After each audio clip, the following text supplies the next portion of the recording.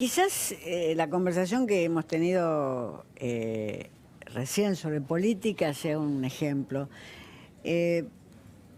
La política tiene relatos muy complejos. Acá terminamos viendo si la alianza tenía tales ministros, pero tenía otros viceministros. Recibimos una muy buena explicación sobre las contradicciones dentro del gabinete con lo de la suba de impuestos que después, de tarifas que después no se hizo, y la actual cargo que tampoco se hizo. Realmente, seguir esto, todos nosotros sabemos que nos cuesta horas de trabajo cotidiano. Y son historias largas, por otra parte.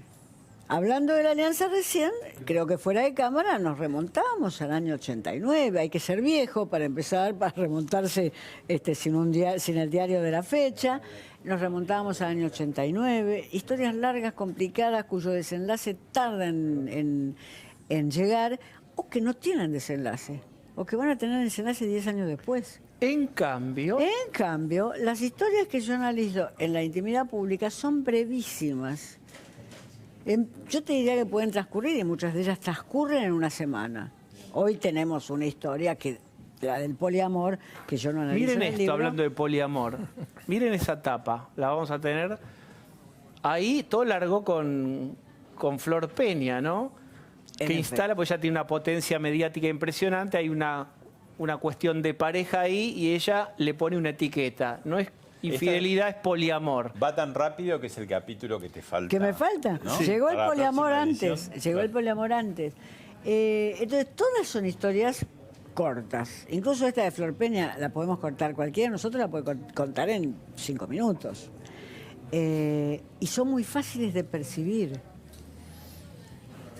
para nosotros y para un público amplio. Entonces, frente a la fatiga que son las historias políticas, son historias indecidibles en muchos casos. Acá hemos venido dialogando con historias indecidibles. Si Ahora, bien hubo... Beatriz, vos que sos una enjundiosa ensayista, profesora de literatura en la universidad, editora de Punto de Vista, y siguen las grandes firmas, uno diría, por ahí es prejuicioso, que en el fondo hay una inconfesable devoción tuya también por esta deriva de noticias más frívolas, ¿no? De verdad. ¿Vas a confesarlo como marxista o como cholula? Voy a confesarlo en mi alma, en mi doble alma, digamos.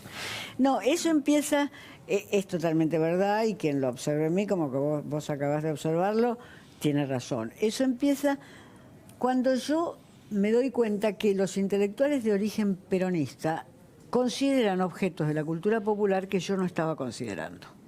Hace muchísimos años ellos habían sido en algunos casos maestros míos y en otros casos compañeros de facultad.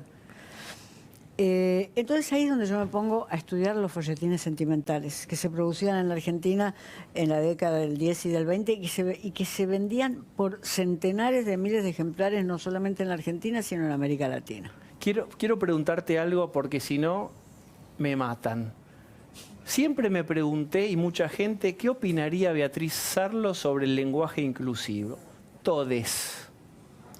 El próximo sábado sale una nota mía en Babelia. Una frase, porque tenemos que entregarla a María, pero... Bueno, una frase muy rápidamente. Creo que primero se modifica en profundidad lo social, y el lenguaje no es una arcilla donde hombres y mujeres imprimen sus señas digitales. Para que la palabra gaucho, y doy el ejemplo, para que la palabra gaucho pasara de ser bárbaro, delincuente y asesino a formar parte de la palabra gauchada, es decir, de aquel que es capaz de hacer un acto de generosidad y de altruismo, pasaron 80 años. No hubo un comité de gauchos que decretó que lo que en 1880 era ser bárbaro y asesino, en 1910 se tenía que convertir en ser imagen de nacionalidad. Primero se cambian las realidades. Si alguien quiere decir todes, todi, que diga lo que quiera, pero las lenguas no se cambian por voluntad. Eso lo enseña además la historia de la lengua. Bien.